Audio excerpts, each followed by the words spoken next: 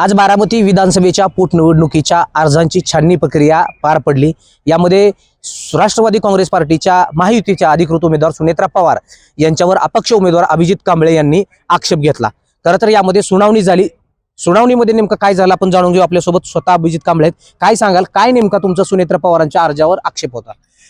माझा प्रामुख्याने असा आक्षेप होता की जे त्यांनी ॲफिडेव्हिट जे सादर केलं त्याच्यामध्ये त्यांनी काही गोष्टी लपवलेल्या आहेत प्रतिज्ञापत्रकामध्ये, जसं की स्वर्गीय अजितदादा पवार यांच्यावर जे दी बारामती अर्बन बँक हडपसर जे लोन होतं लोणीकंद या जागेवर गट नंबर 320/6 आणि गट नंबर 321 या गटावर जे लोन होतं ते साधारणपणे 12 कोटीचं होतं आणि ॲफिडेव्हिटमध्ये अजित पवारांचं लोन सगळं लपवलेलं आहे आणि कोणत्याही बाबतीमध्ये ॲफिडेव्हिटमध्ये त्यांच्या संपत्तीच्या विवरणमध्ये ते दाखवलं नाही आणि हा माझा मुळातच आक्षेप होता। पण समोरचे जे सुनेत्रा पवार यांचे जे वकील होते यांनी असं सांगितलं की अजित दादांनी हे लोन जे लोणीकंद हवेली तालुक्यातील गाव आहे त्यामध्ये असं त्यांनी सांगितलं की हे लोन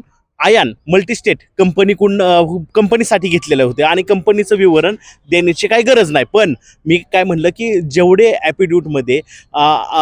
ॲफिडेव्हिटमध्ये कंपनीच्या किंवा इतर शेअरची माहिती दिलेली आहे त्यामध्ये आयन मल्टीस्टेट कंपनी कुठेही नाही आणि त्या कंपनीवर साधारणपणे 8 कोटीचं लोन आहे, पण ती मी काय दाखवलं नाही। मी फक्त जे स्वर्गीय अजितदादा आहे त्यांच्या नावावरचे असणारे 12 कोटीच लोन फक्त दाखवलं होतं। दुसरा आक्षेप असा होता जे पार्थ अजितराव पवार आहेत यांचं हिंदू पद्धतीने अविभक्त कुटुंब म्हणून त्यांचा समावेश आहे आणि त्यांच्या नावानुसार त्या ॲफिडेव्हिटवर त्यांचे पॅन कार्ड यूज केलेले आहेत, म्हणजे त्यांची पण संपत्तीचं विवरण त्यामध्ये दिलेलं आहे।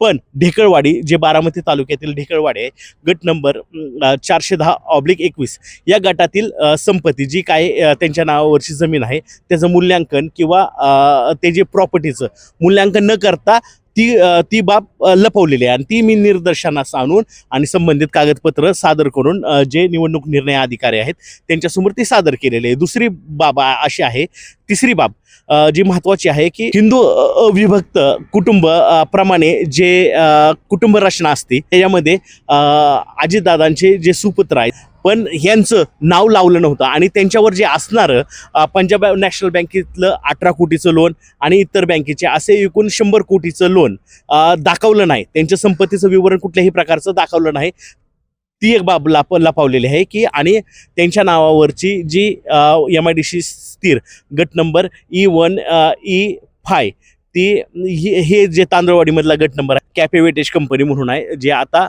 अल्कोहोल आणि इथेनॉलचं उत्पन्न करते, त्या कंपनीचं पूर्णपणे विवरण लपवलेलं आहे आणि त्यांची ती संपत्ती पूर्ण लपवलेली आहे। असे माझे प्रामुख्याने सुनेत्रा पवार यांच्यावर जे आक्षेप होते प्रॉपर्टीच्या बाबतीमधले ते मी घेतलेले आहे। सुनावणी पार पडली। सुनावणीमध्ये नेमकं काय घडलं आणि किती वाजता या सुनावणीचा निकाल आहे? सुनावणीचा निकाल साधारणपणे 7 ते 7:30च्या दरम्यान लागेल आणि ही सुनावणी साधारणपणे सकाळी 12:30च्या दरम्यान झालेली आहे आणि आतापर्यंत सुनेत्रा पवार यांचा फॉर्म वैध ठरला गेला नाही अजूनपर्यंत। तुम्हाला काय वाटतंय, सुनेत्रा पवारांचा फॉर्म अवैध ठरेल?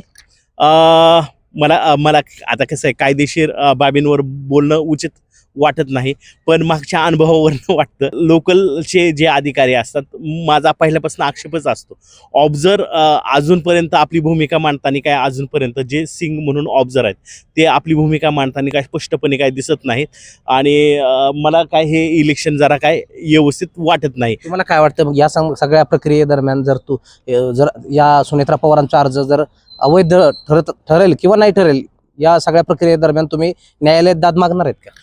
पुढील जर माझ्या विरोधात निकाल आला तर उच्च न्यायालयामध्ये मी नक्कीच या बाबतीमध्ये दाद मागणार आहे आणि मी जे पॉईंट नमूद केलेले आहेत महत्त्वाचे जे 3 पॉईंट नमूद केलेले आहेत प्रॉपर्टीच्या बाबतीमध्ये त्या पॉईंटवर मी लोकप्रतिनिधी 1951च्या कलमानुसार जी मागणी केलेली आहे त्यानुसार नक्कीच अवैध ठरण्यासाठी ही मागणी केलेली आहे मी।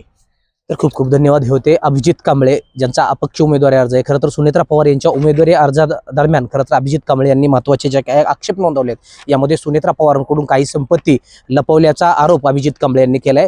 पार्थ पवार असेल, जय पवार असेल यांच्या नावावर देखील काही जी काही कर्ज प्रकरण आहेत ती लपवल्याचा आरोप अभिजित कांबळे यांनी केला. यामुळे आता 7:30 वाजता या प्रकरणाची सुनावणी पार पडून खरं तर या प्रकरणाचा निकाल 7:30 वाजता त्या ठिकाणी लागणार आहे. यामध्ये जर सुनेत्रा पवारांचा अर्ज अवैध ठरवण्यात आला नाही तर इथून पुढच्या कालावधीमध्ये या सगळ्या प्रक्रियेमध्ये आपण उच्च न्यायालयात दाद मागणार असल्याचं अभिजित कांबळे यांनी सांगितलं. यामुळे 7:30 वाजता सुनेत्रा पवार यांचा अर्जाबाबत नेमकी काय भूमिका होती हे पाहणं महत्त्वाचं ठरणार आहे. विकास कोकरे, लोकशाही मराठी, बारामती. लोकशाही मराठी ऐका, पहा, जागरूक रहा.